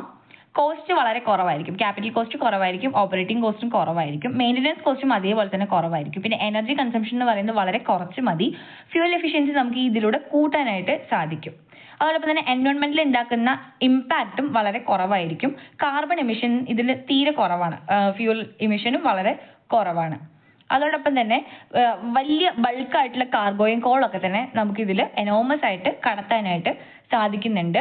പിന്നെ ഫാർ ഫ്ലങ് ആയിട്ടുള്ള ഏരിയാസിനെ ആക്സസ് ചെയ്യാൻ ഈ വാട്ടർവേസ് വഴി നമുക്ക് എളുപ്പം സാധിക്കും. ലൈക്ക് നോർത്ത് ഈസ്റ്റ് സ്റ്റേറ്റ്സിലൊക്കെ തന്നെ ഈ ഇൻലാൻഡ് വാട്ടർവേസിലൂടെയുള്ള ട്രാൻസ്പോർട്ടേഷനാണ് അവർ ഫുഡ് ഗ്രെയിൻസും കോൾസ് ഒക്കെ തന്നെ അവരുടെ പ്രദേശത്തേക്ക് എത്തിക്കുന്നത്. ഇന്ത്യയിലെ 10 വർക്കിംഗ് ആയിട്ടുള്ള നാഷണൽ വാട്ടർവേസിനെയാണ് ഇനി പറയാൻ പോകുന്നത്. ഒന്നെന്ന് പറയുന്നത് ഹാൽദിയ അലഹാബാദിനെ ബന്ധിപ്പിക്കുന്നതാണ്. അവിടെ കാർഗോയും ക്രൂയിസും പാസഞ്ചേഴ്സിനെയും കടത്തുന്നുണ്ട്.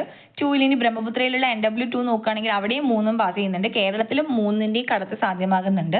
ഇനി കൃഷ്ണ ഗോദാവരിയിലുള്ള NW4 കാർഗോയും പാസഞ്ചേഴ്സും ഉണ്ട്, എന്നാൽ ക്രൂയിസ് ഷിപ്പിംഗ് ഇല്ല. 5 നോക്കുകയാണെങ്കിൽ കാർഗോയും ക്രൂയിസും ഉണ്ട്, എന്നാൽ പാസഞ്ചേഴ്സ് അവിടെ ഇല്ല. East cost കനാലിലുള്ളതാണ്. ബ്രാഹ്മിണി മഹാനദിയെ ബന്ധിപ്പിക്കുന്നു. NW8 നോക്കുകയാണെങ്കിൽ അത് കേരളത്തിലുള്ളതാണ്. ആലപ്പുഴ, ചങ്ങനാശ്ശേരി, അവിടെ 3ന്റെയും ഷിപ്പിംഗ് ഉണ്ട്. അടുത്ത 9 എന്ന് പറയുന്നത് ആലപ്പുഴ, കോട്ടയം ബന്ധിപ്പിക്കുന്നതാണ്. അവിടെയും 3ന്റെയും ഷിപ്പിംഗ് ഉണ്ട്. പിന്നെ NW14 അത് ബൈതരണി റിവറിലാണ് ഉള്ളത്. അവിടെ പാസഞ്ചേഴ്സ് ഇല്ല, ബാക്കി 2 ഉണ്ട്. പിന്നെ 16 എടുക്കുകയാണെങ്കിൽ അത് ബരാക് റിവറിലാണ്. കാർഗോയുടെയും പാസഞ്ചേഴ്സിന്റെ ഷിപ്പിംഗ് മാത്രമാണ് ഉള്ളത്. ഇനി ബാലാംഗിയിലെ NW23 എടുക്കുകയാണെങ്കിൽ അവിടെ കാർഗോയുടെ ഷിപ്പിംഗ് മാത്രമാണ് ഉള്ളത്. ഇന്ത്യയിലെ ഇൻലാൻഡ് വാട്ടർവേസ് ഡെവലപ്മെന്റിന് വേണ്ടിയിട്ടുള്ള ഫണ്ട് അലോക്കേഷനാണ് നമ്മളിവിടെ ഡിസ്കസ് ചെയ്യാൻ പോകുന്നത്. 2022-23 ബജറ്റിൽ 495.31 കോടി രൂപ അലോട്ട് ചെയ്തിട്ടുണ്ടായിരുന്നു. അതിൽ അത്രയും യൂട്ടിലൈസ് ചെയ്തിട്ടുണ്ട്. അതേപോലെ 23-24 ഫിനാൻഷ്യൽ ഇയറിൽ 956.5 കോടി രൂപയാണ് അനുവദിച്ചിട്ടുള്ളത്. അത് മുഴുവനായിട്ട് യൂസ് ചെയ്തിട്ടുണ്ട്. ആൻഡ് ലാസ്റ്റ് ഇയർ 2024-25 1069.62 കോടി രൂപ അലോക്കേറ്റ് ചെയ്തതിലും മുഴുവനായിട്ട് യൂട്ടിലൈസ് ചെയ്തിട്ടുണ്ട്. സോ യൂട്ടിലൈസേഷൻ കംപ്ലീറ്റ് ആയതുകൊണ്ട് തന്നെ ഈ മേഖലയിലെ ഡെവലപ്മെന്റ് നമുക്ക് കുറച്ച് കൂടുതലായിട്ട് എക്സ്പെക്ട് ചെയ്യേണ്ടതുണ്ട്.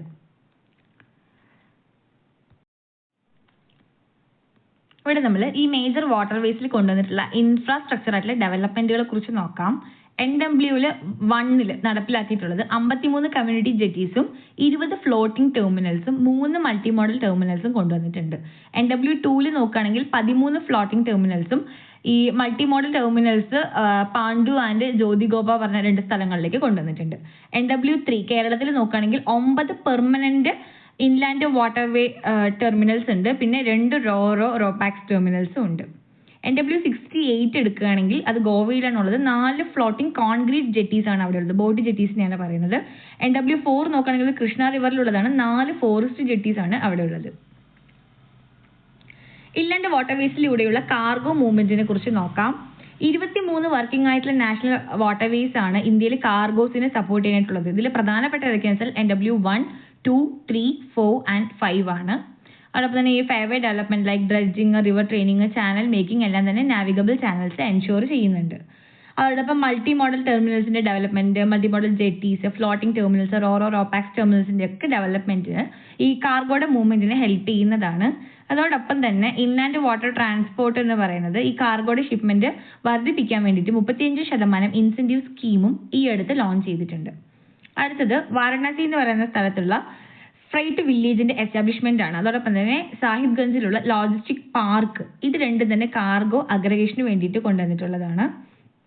അടുത്തത് ഇന്ത്യക്കും ബംഗ്ലാദേശിനും ഇടയിലുള്ള ഒരു പ്രോട്ടോകോൾ ആണ്. ഇത് ഇന്റർനാഷണൽ കാർഗോ മൂവ്മെന്റിനെ ഫെസിലിറ്റേറ്റ് ചെയ്യുന്നതാണ് പറയുന്നത്.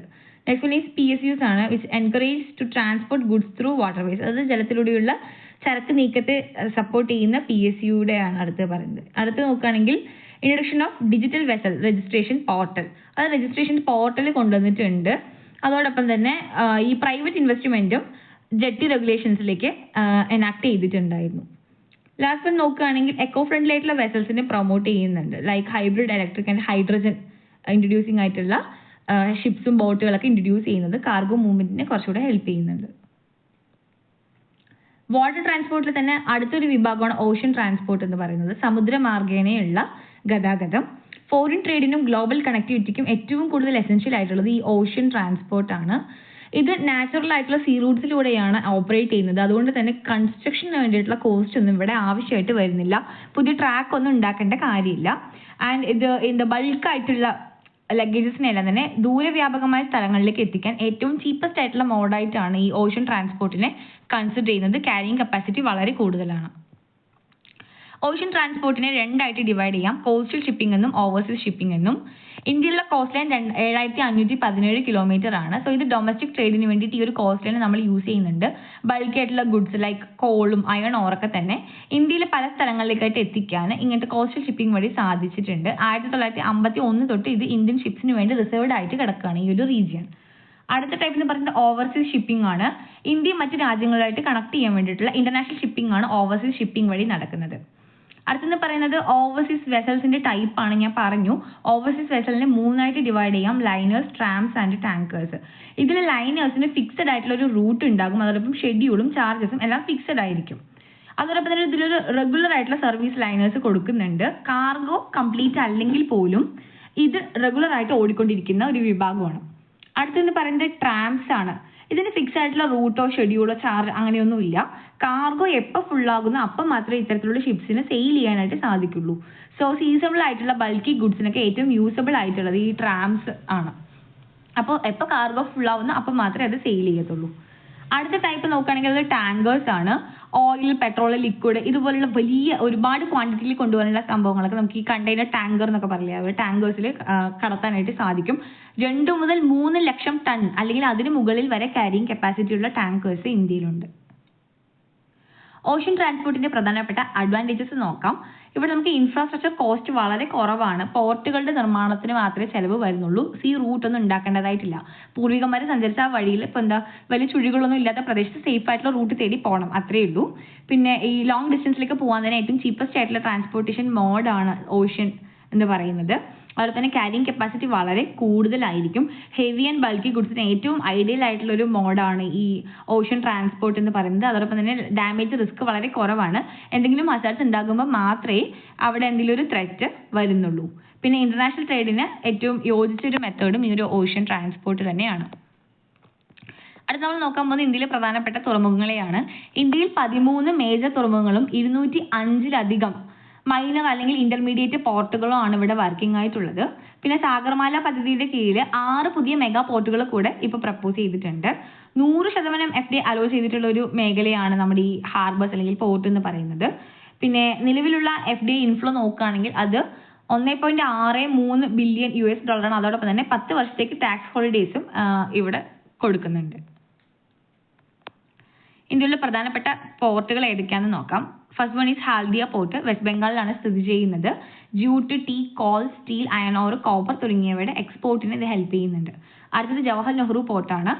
നവശേവ അല്ലെങ്കിൽ മഹാരാഷ്ട്രയിൽ സ്ഥിതി ചെയ്യുന്നത് നവശേവ പോർട്ട് എന്നും കൂടി ഇത് അറിയപ്പെടുന്നുണ്ട്. ഇന്ത്യയിലെ ഏറ്റവും വലിയ കണ്ടെയ്നർ തുറമുഖമാണിത്. ടെക്സ്റ്റൈൽസും കാർപ്പറ്റ്സും മെഷീനറി ഒക്കെ തന്നെയാണ് ഇവിടെ കയറ്റുമതി ചെയ്യുന്നത്. അടുത്ത് നോക്കുകയാണെങ്കിൽ ഗുജറാത്തിലുള്ള ദീൻദയാൽ പോർട്ടാണ്. ഇന്ത്യയിൽ ഏറ്റവും കൂടിയ തിരക്കുകൾ കൂടിയ പോർട്ടുകളിൽ ഒന്നാണിത്. കറാച്ചി പോർട്ട് അത് നഷ്ടപ്പെട്ടപ്പോഴാണ് ഈ ദീൻദയാൽ പോർട്ടിന്റെ നിർമ്മാണം ഉണ്ടായത്. അടുത്ത് നോക്കുകയാണെങ്കിൽ കേരളത്തിൽ സ്ഥിതി ചെയ്യുന്ന കൊച്ചിൻ പോർട്ടാണ്. അറേബ്യൻ സീ റൂട്ടിലുള്ള ഒരു മേജർ പോർട്ടാണ് കൊച്ചിൻ പോർട്ട് എന്ന് പറയുന്നത്. ഇതൊരു പ്രധാനപ്പെട്ട കണ്ടെയ്നർ ട്രാൻസ്ഷിപ്മെന്റ് ടെർമിനൽ ആണ്. കണ്ടെയ്നേഴ്സ് ടെർമിനൽ വഴി തിരിഞ്ഞു പോകുന്ന ഒരു പ്രധാനപ്പെട്ട കേന്ദ്രം കൂടിയാണ് ഈ കൊച്ചിൻ പോർട്ട് എന്ന് പറയുന്നത്. Next one is Mumbai port which is situated in Maharashtra. ഇന്ത്യയിൽ ഏറ്റവും കൂടിയ തിരക്ക് കൂടിയ പോർട്ടുകളിൽ ഒന്നാണിത്. അതോടൊപ്പം തന്നെ വിക്ടോറിയ, ഇന്ദിര, പ്രിൻസ് തുടങ്ങിയ പ്രധാനപ്പെട്ട ഡോക്കുകൾ സ്ഥിതി ചെയ്യുന്നതും ഈ മുംബൈ പോർട്ടിലാണ്. ഇന്ത്യയുടെ പരുത്തി തുറമുഖം എന്നറിയപ്പെടുന്നത് മുംബൈയാണ്. അടുത്തത് നോക്കുകയാണെങ്കിൽ പാരദീപ് പോർട്ടാണ്, ഒഡീഷയിലുള്ളതാണ്. ഇതൊരു ആർട്ടിഫിഷ്യൽ ആയിട്ടുള്ള ഡീപ്പ് വാട്ടർ പോർട്ടാണ്. അയൺ ഓർ കോൾ ഇതിന്റെ ഒക്കെ തന്നെ കയറ്റുമതിക്ക് ഹെൽപ്പ് ചെയ്യുന്ന ഒരു തുറമുഖം കൂടിയാണ് പാരദീപ്. അടുത്ത് നോക്കുകയാണെങ്കിൽ തൂത്തുക്കുടിയിലുള്ള VO ചിദംബര പിള്ളൈ പോർട്ടാണ്, തമിഴ്നാട്ടിലാണ് സ്ഥിതി ചെയ്യുന്നത്. ഇതൊരു കൃത്രിമ തുറമുഖമാണ്. Coal, salt, food grains, petroleum ഇവയുടെ ഒക്കെ തന്നെ ട്രേഡ് ആണ് ഇവിടെ നടക്കുന്നത്. Next one is Visakhapatnam port, ആന്ധ്രാപ്രദേശിലാണ് ഉള്ളത്. വോളിയം വെച്ച് നോക്കുകയാണെങ്കിൽ ഇന്ത്യയിലെ വലിപ്പത്തിൽ 2ാം സ്ഥാനത്തുള്ള പോർട്ടാണിത്. അതോടൊപ്പം തന്നെ ബേ ഓഫ് ബംഗാളിൽ സ്ഥിതി ചെയ്യുന്ന ഒരേ ഒരു പ്രകൃതിദത്ത പോർട്ട് കൂടെയാണ്, ഹാർബർ കൂടെയാണ് Visakhapatnam. Next one is Kamaraja port, തമിഴ്നാട്ടിലാണ് സ്ഥിതി ചെയ്യുന്നത്. എണ്ണൂരാണ് ഉള്ളത്. ഇന്ത്യയിലെ ആദ്യത്തെ കോർപ്പറേറ്റ് തുറമുഖമാണ് Kamarajar port. Coal, petroleum, chemicals എന്നിവയുടെ കയറ്റുമതിയാണ് അല്ലെങ്കിൽ ഇറക്കുമതിയാണ് ഇവിടെ ഉള്ളത്. ഇനി ചെന്നൈ പോർട്ടാണ്, തമിഴ്നാട്ടിൽ സ്ഥിതി ചെയ്യുന്നു. ഇന്ത്യയിലെ ഏറ്റവും പഴക്കം ചെന്ന കൃത്രിമ തുറമുഖമാണ് ചെന്നൈ. 1875 പ്രവർത്തനം ആരംഭിക്കുന്നത്. പെട്രോളിയം, കാർഗോ എന്നിവയൊക്കെയാണ് ഇവിടെ കൈകാര്യം ചെയ്യുന്നത്. ഇനി നോക്കുകയാണെങ്കിൽ കൊൽക്കത്ത പോർട്ടാണ്, വെസ്റ്റ് ബംഗാളിലാണ് സ്ഥിതി ചെയ്യുന്നത്. ഇന്ത്യയിലുള്ള ഒരു റിവറൈൻ പോർട്ടാണ് കൊൽക്കത്ത, അത് ഇമ്പോർട്ടന്റ് ആണ്. Gate way of eastern India എന്ന് അറിയപ്പെടുന്നതും ഈ കൊൽക്കത്ത പോർട്ട് തന്നെയാണ്. നെക്സ്റ്റ് ഒരു പോർട്ടാണ് ന്യൂ മാംഗ്ലൂർ, കർണാടകയിലാണ് സ്ഥിതി ചെയ്യുന്നത്. അയൺ ഓർ കുന്ദ്രിമുഖിൽ നിന്ന് കയറ്റുമതി ചെയ്യുന്നത് ഈ ന്യൂ മാംഗ്ലൂർ പോർട്ട് വഴിയാണ്. അടുത്ത് നോക്കുകയാണെങ്കിൽ മർമഗോവ പോർട്ടാണ്, ഗോവയിലാണ് സ്ഥിതി ചെയ്യുന്നത്. ഇതൊരു നാച്ചുറൽ ഹാർബർ ആണ്. ഇന്ത്യയിൽ ഏറ്റവും കൂടുതൽ ഇരുമ്പ് അയിര് കയറ്റുമതി ചെയ്യുന്നത് ഈ മർമഗോവ പോർട്ടിലൂടെയാണ്. ഇത് ഇന്ത്യയിലെ പ്രധാനപ്പെട്ട പോർട്ടുകളുടെ മാപ്പാണ്. ഇന്ത്യയിലെ ഏറ്റവും കൂടുതൽ മേജർ തുറമുഖങ്ങളുള്ള സംസ്ഥാനം തമിഴ്നാടാണ് കേട്ടോ. 3 മേജർ തുറമുഖങ്ങളാണ് തമിഴ്നാടുള്ളത്. ഇന്ത്യയിലെ ഈ പോർട്ടുകളെ സംബന്ധിക്കുന്ന കുറച്ച് ഫാക്ട് നോക്കാം. ദീൻദയാൽ പോർട്ട് നോക്കുകയാണെങ്കിൽ ഈ ഫ്രൈറ്റ് വോളിയത്തിലെ ഏറ്റവും വലിയ പോർട്ട് ദീൻദയാൽ ആണ്. ഗൾഫ് ഓഫ് കച്ചിലാണ് സ്ഥിതി ചെയ്യുന്നത്, ഗുജറാത്തിൽ. മർമഗോവ നോക്കുകയാണെങ്കിൽ ഇന്ത്യയിലെ ഏറ്റവും മികച്ച ഒരു നാച്ചുറൽ ഹാർബർ ആണിത്. അതോടൊപ്പം തന്നെ അയൺ ഓർ ഏറ്റവും കൂടുതൽ എക്സ്പോർട്ട് ചെയ്യുന്ന പോർട്ട് കൂടെയാണ്. ഇനി ന്യൂ മാംഗ്ലൂർ പോർട്ട് നോക്കുകയാണെങ്കിൽ കർണാടകയിലുള്ള ഒരു മേജർ പോർട്ടാണിത്. പിന്നെ deep water all weather port കൂടെയാണ്. പാരദീപ് പോർട്ട് നോക്കുകയാണെങ്കിൽ അത് കൃത്രിമമായിട്ട് ഉണ്ടാക്കിയിട്ടുള്ള ഒരു ഡീപ്പ് വാട്ടർ പോർട്ടാണ്. റെയിൽവേ ആൻഡ് ഹൈവേ കണക്ടിവിറ്റി ഈ പോർട്ടിനുണ്ട്. ഇനി വിശാഖപട്ടണം പോർട്ടിനെ കുറിച്ച് പറയുകയാണെങ്കിൽ ബേ ഓഫ് ബംഗാളിലുള്ള ഒരു നാച്ചുറൽ ഹാർബർ ആണിത്. ചെന്നൈ പോർട്ട് നോക്കുകയാണെങ്കിൽ ഇന്ത്യയിൽ കണ്ടെയ്നർ പോർട്ടാണ്. അതോടൊപ്പം തന്നെ ഏറ്റവും പഴക്കം ചെന്ന കൃത്രിമ തുറമുഖം കൂടെയാണ്. കാമരാജർ പോർട്ട് നോക്കുകയാണെങ്കിൽ ഇന്ത്യയിലെ തന്നെ ആദ്യത്തെ കോർപ്പറേറ്റ് പോർട്ടാണ്, സഹകരണ തരത്തിലുള്ള ഒരു പോർട്ടാണ്. ഇനി ജവഹർലാൽ നെഹ്റു പോർട്ട് അല്ലെങ്കിൽ നവശേവ എന്ന് പറയുന്നത് ഇന്ത്യയിലെ ഏറ്റവും വലിയ കണ്ടെയ്നർ പോർട്ടാണ്. VO ചിദംബരപിള്ളി പോർട്ട് നോക്കുകയാണെങ്കിൽ artificial deep sea all weather പോർട്ടാണ്. അതോടൊപ്പം തന്നെ ഒരുപാട് ഇന്റർനാഷണൽ കാർഗോ ഇവിടെ ഹാൻഡിൽ ചെയ്യുന്നുണ്ട്.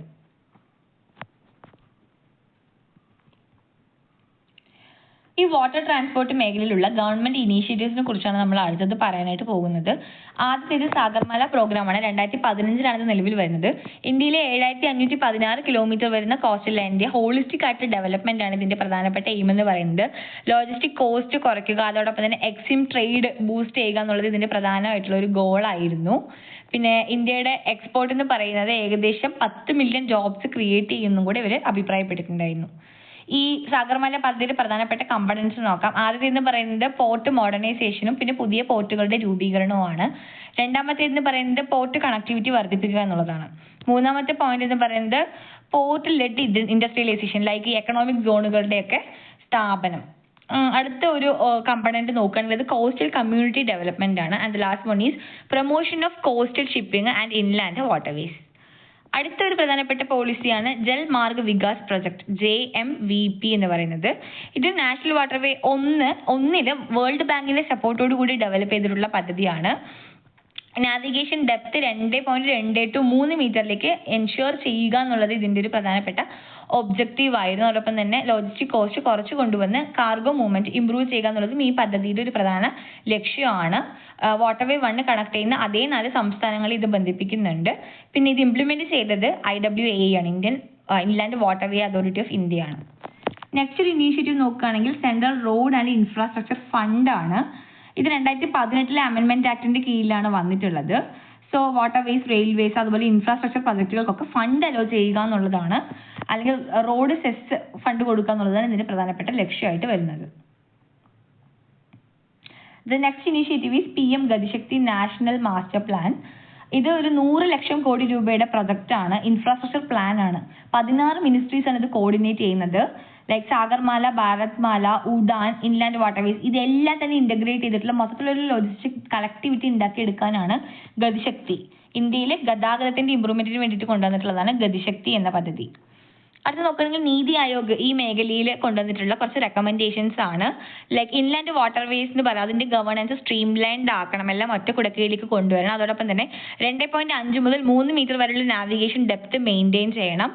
River to sea vessel movement allow ചെയ്യണം. അതോടൊപ്പം തന്നെ ബ്രഹ്മപുത്ര ഇതിലെ ബരാക് നദിയിലുള്ള വാട്ടർവേസിന്റെ ഡെവലപ്മെന്റിന് ആക്കം കൂട്ടണം. അതോടൊപ്പം തന്നെ ഇന്ത്യ ബംഗ്ലാദേശ് ഇൻലാൻഡ് വാട്ടർ റൂട്ടിന്റെ സ്ട്രെങ്തൻ ചെയ്യണം എന്നൊക്കെയുള്ളത് നീതി ആയോഗ് പറഞ്ഞിട്ടുള്ള കുറച്ച് നിർദ്ദേശങ്ങളായിരുന്നു. ഇനി ഒരു ആക്ടിനെ കുറിച്ചാണ് പറയാൻ പോകുന്നത്. Inland waterways authority of India act 1985. ഇത് 1986 എസ്റ്റാബ്ലിഷ് ചെയ്യുന്നത്. ഇൻലാൻഡ് വാട്ടർവേസിന്റെ നാവിഗേഷനെ റെഗുലേറ്റ് ചെയ്യുന്നതും ഡെവലപ്പ് ചെയ്യുന്നതും ഈ ഒരു നിയമത്തിന്റെ കീഴിലാണ്. അടുത്ത ആക്ട് എന്ന് പറയുന്നത് ഇന്ത്യൻ വെസൽ ആക്ട് ആണ്, 1917. ഇത് 2007 അമെൻഡ് ചെയ്യുന്നുണ്ട്.